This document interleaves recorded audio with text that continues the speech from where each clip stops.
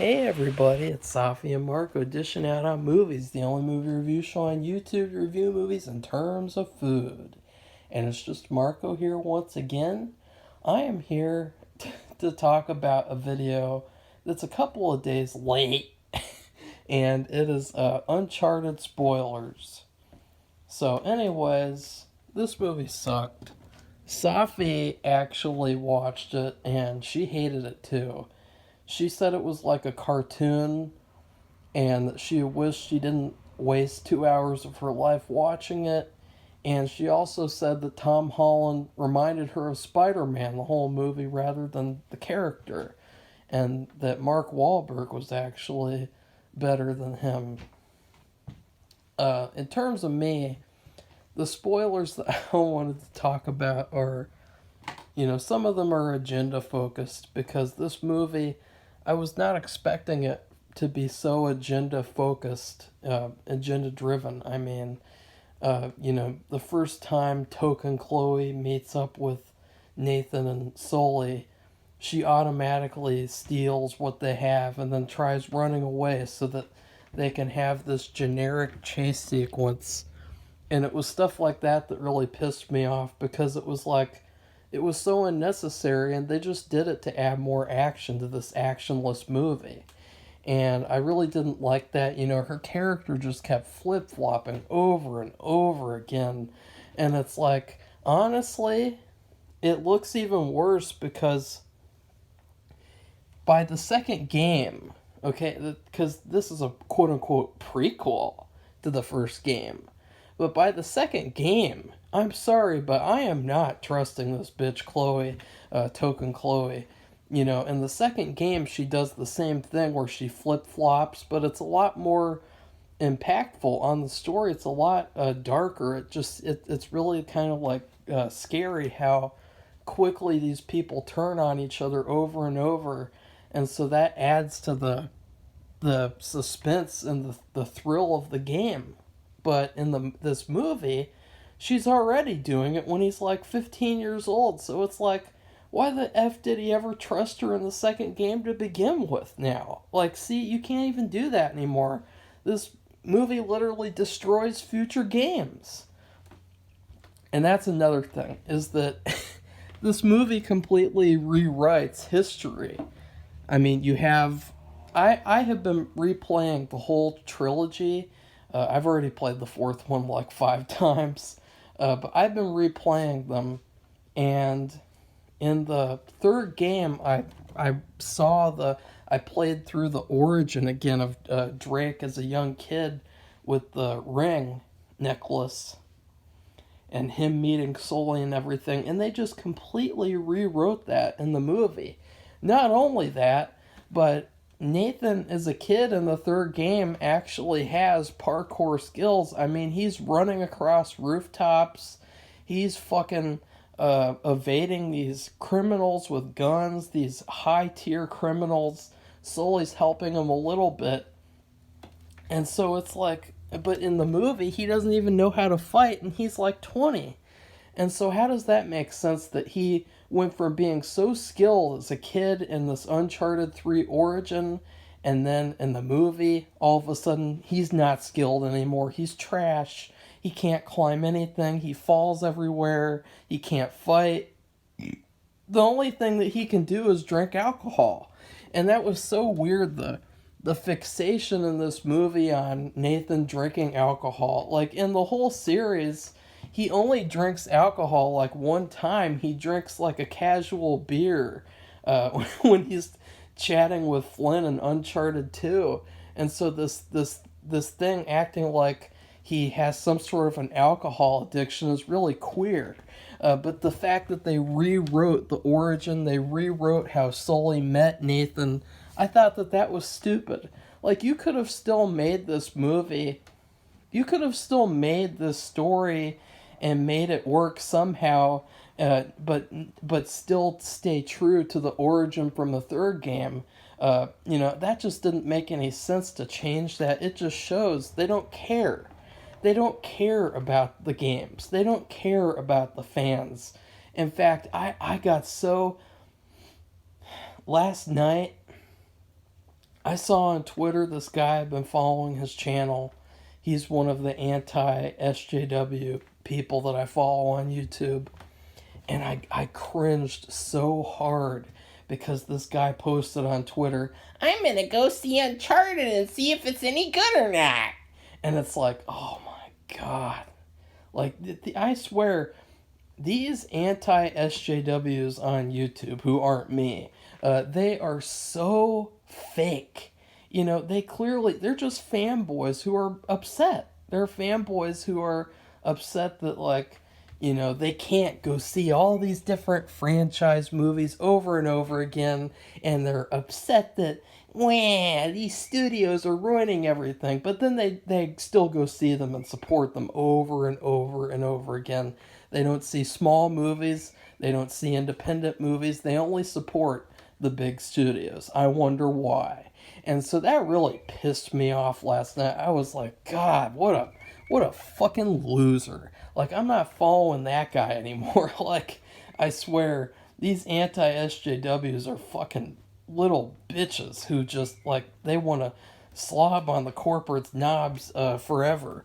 They're just mad that they're not that good. They're not that good at this time. And so that was really just, ugh. You know, because this movie's audience is probably made up of, like, little girls who like Tom Holland. And sadly, it's also made up of grown-ass adults who couldn't tell by the trailers that this movie was going to suck.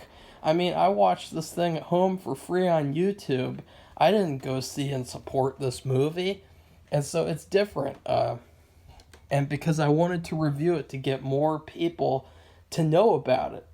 Because, listen, this movie was nothing like the game.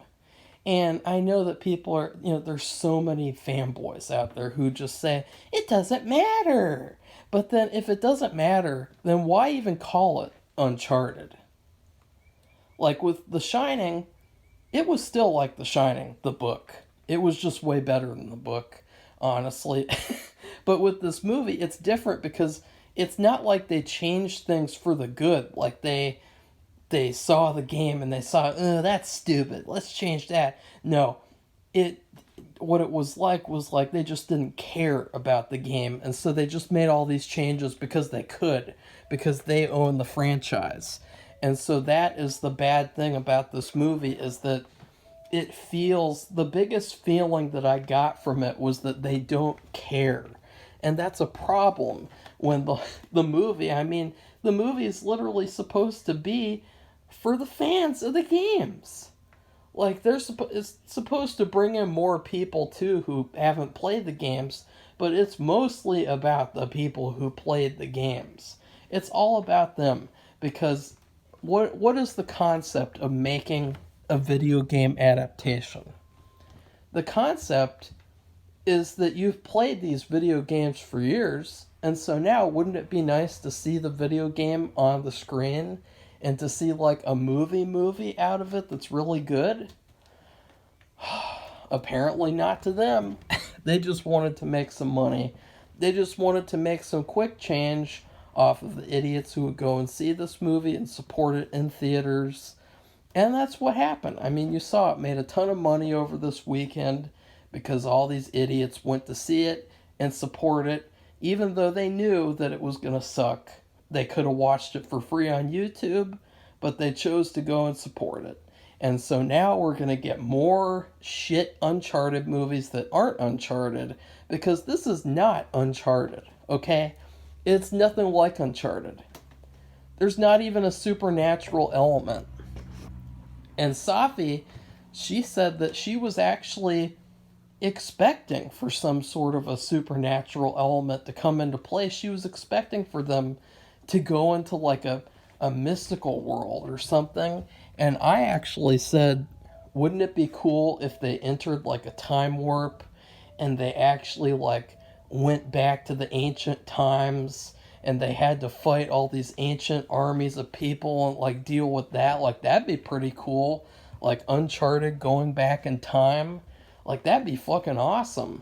But the thing is with this movie, another issue And I've talked about this in the non-spoiler, but another issue is Tom Holland himself, obviously, because this whole movie, there's just a couple of things to his character. He knows about history, which he doesn't really know that much. Like, sometimes he kind of bullshits and says, like, he says, like, some BS that he just made up on the spot to look cute. And so he really doesn't know that much history. And his character, the main draw to his character in the movie is that he looks like a 10-year-old. And that, oh, he's drinking alcohol. Isn't that funny that a 10-year-old, a guy who looks 10 years old, is drinking alcohol? Oh, that's so funny and cute. And you had all these women in the movie who were fawning over him because he looked like a 10-year-old boy. And so it was really creepy to me, because if you did the same thing with a female character, there would be outrage. The movie wouldn't be allowed to get released. Everyone would have a fit over it. It would be like, oh my God, you're sexualizing a woman because she looks young. But with this movie, it's fine for some reason. And so I was like, what is this? Like, this is not Nathan Drake. This is Uncharted, the Cuties edition of Nathan Drake. And I thought that was really cringeworthy. Mark Wahlberg was terrible. He was basically like a zombie. Everyone in this movie was like a zombie. Like, I could just see the disinterest on their faces. Like, they didn't care about being in an Uncharted movie. I mean, the only person who looked like they cared was Nolan North, the voice of the character Nathan Drake in the games. He has this little cameo where he's on the beach and he says hi to Tom Holland, and Tom Holland is like, hi, how's it going? Hi, I'm a little 10-year-old. And it's like, it was so embarrassing to see them next to each other and to see that contrast between, the character from the game and then this little boy, this little Iron Boy Jr. And what was the point? But he was the only one who looked enthusiastic to be in this movie. He looked like he was really happy and excited. Everyone else in the movie looked like they were fucking... I mean, it was like Weekend at Bernie's for the entire cast. Like, they took that female villain, Braddock, I think her name was. I remember from the cast list on IMDb. She looked like she was asleep the whole movie, like being puppeted by people. Everyone in this movie looked like that.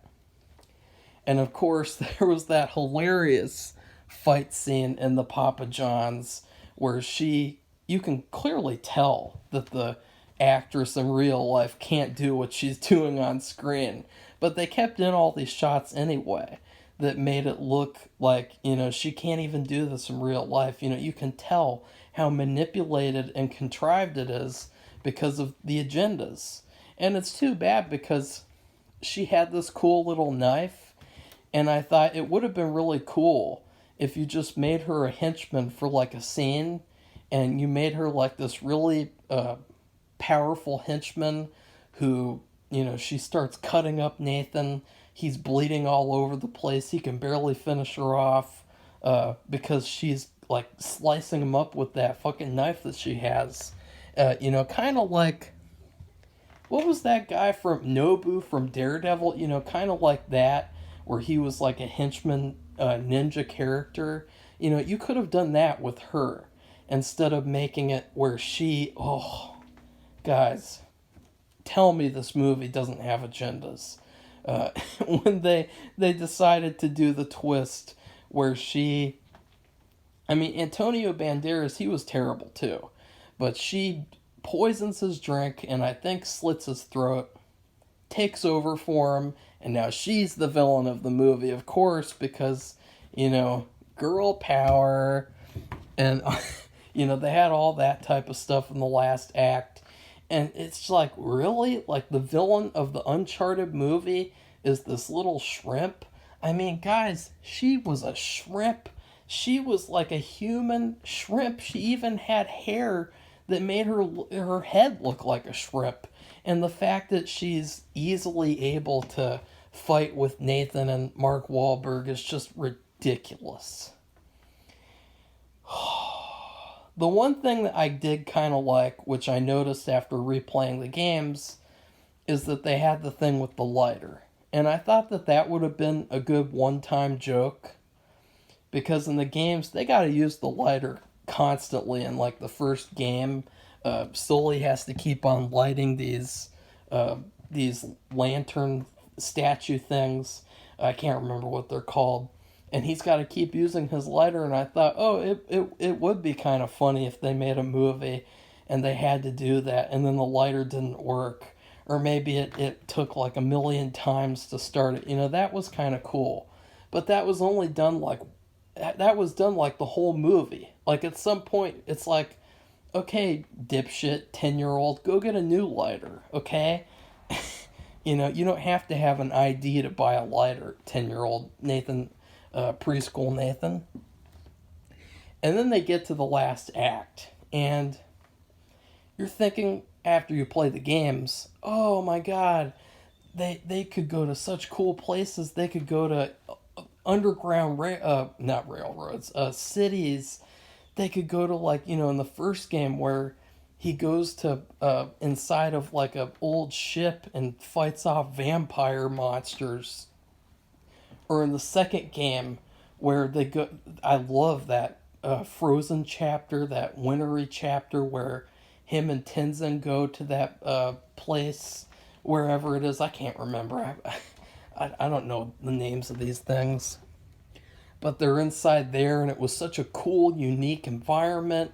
These places, I mean, that's the whole draw of the game, is that you go to places that you could never go in real life. You go to all these interesting, unique, not unreal locations. That's why it's called Uncharted. Yet in this movie, what happens? Sorry, there's a squirrel at the window, and he was like saying hi. But what happens in this movie? They literally just go to vacation hotspots instead of going to good locations for an Uncharted movie. And so in the last act, oh yeah, and let's not let's not forget that Nathan has been having postcards sent to him by Sam, you know, his brother Sam. Remember his brother Sam? You know, the brother that they never mention until the fourth game, but since everyone has such a hard-on for the shitty fourth game, that they made this movie completely inspired by the fourth game, the shittiest one. He's been sending him postcards all this time. Never happened in the games, by the way. And these postcards, they're so generic. Like one of them, I was making fun of them with someone talking about the postcards. And, you know, one of them said, Nathan, there's a whole world out there, Sam. And it's like what a generic ass postcard. Like, you know, just think about if you traveled around the world. You're in some whatever prison, you're in a foreign prison somewhere, rotting, dying, and fighting for your life every day. And the only thing you can say in a postcard is, there's a whole world out there, Nathan. Did you know that? I never knew that until I explored the whole world out there. And I mean, just what a pointless thing to say. Like, just I mean, the only time that I think that would be appropriate to say is if someone was like a recluse, like, you know, maybe Batman in the Dark Knight in the Dark Knight Rises, you know, when he's just hiding in his little cave, you know, maybe it would have been appropriate for Alfred to say, Batman, there's a whole world out there. Though that was a terrible British accent. That was not a total attempt, I swear. And then there was another postcard that said, something that can be lost can be found. And I was like, God, these are the most generic, shitty postcards I've ever fucking heard of. Like, just, that's all you have to say to someone after you've traveled around the world, probably done all sorts of cool things that would have been like DLC missions to this shitty ass movie that they'd charge like $30 a DLC for. That's all you have to say. Things that can be lost can be found. And oh, the kicker is that those fucking postcards that I was making fun of in the trailer, just saying this is stupid, these stupid little fucking postcards. Those postcards are the final clues to the treasure. They're the final clues to the treasure. And so he's gotta analyze these fucking postcards to figure out where the treasure is. That was so stupid. As if his brother helped him find all these treasures over the years with his postcard hints, like, just... Because if his brother knew how to get there, why wouldn't he just go there himself?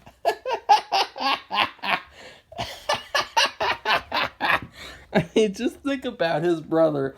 For years, his brother has been hunting down this treasure. He's been doing all the things that Nathan is supposed to do, you know, going on adventures, parkouring, fighting biatches, shooting people, which we'll talk about that pretty soon. But just think, he's been hunting that treasure for years. And then he decides, I'm going to give my shithead brother the clues to find this treasure just because. Oh, because he's in prison? But then how could he send his postcards out of this prison? Like, you know, that prison in the fourth game was abusive. They'd never let someone send a postcard. Or I guess there was that one guard who was nice, I think, if I remember correctly, who would let Nathan go out and explore that one time. I think that's what happened. I can't remember because it was so shit. But just, wow. The whole treasure is found because his brother Sam, you know, my brother Sam, you know, that nobody knew or cared about until the fourth game. And so there's, oh, God. There were a couple of other things I liked, though, which I'd like to mention since this is spoilers. The part where he's in the plane and they're ripping off the sequence from Uncharted 3, you know, in that part where he's climbing up the cargo boxes and he throws off a thug, you know, he pulls him and he throws him off. I thought that was cool because that was straight out of the game. And so that was probably my favorite part of the movie. Or not of the movie, but like of his character doing things that are from the game. If that makes any sense. But a big issue with this movie, after playing the games, replaying them, I should say. Nathan in this movie doesn't even use a gun. I mean, he hardly even fights the whole movie because, you know, he's like a little 10-year-old kid who's just getting picked up by all these older women who are a bunch of pedophiles. And the whole movie, you know, they're just sitting there watching him like a predator at the bar. It's really creepy. Really, really creepy, honestly. But Nathan Drake, I mean, in the video games, guys, he practically murders entire armies of people. He shoots them dead, okay? He picks up guns. And he loved shooting people, killing people, shooting so much. He loved it so much that in the fourth game, he was missing it, and he was shooting targets in the attic with a fucking Nerf gun. That he did that all the time. He had it set up to where there's a timer, and where he can press a little button to make all the targets come out. And so you're telling me that the character from the games, he loves shooting people. Like, especially, well, in my playthroughs, especially headshotting people, I got like 500-600 headshots in the second game. he loves shooting people. But in the movie, for some reason, he doesn't shoot people. He just kind of like, he tries punching them, and then Token Chloe comes and finishes the job, or Mark Wahlberger comes over and finishes the job, and you got preschool Nathan in the background, and he's like, ooh, I can't do anything because I'm a little 10-year-old. And then there's this one cringy part where he finds like some 1600s alcohol, and Mark Wahlberg's like, "Hey kid, don't drink that. It's not good. You shouldn't drink that." And then he's like, "Oh fuck, I gotta go."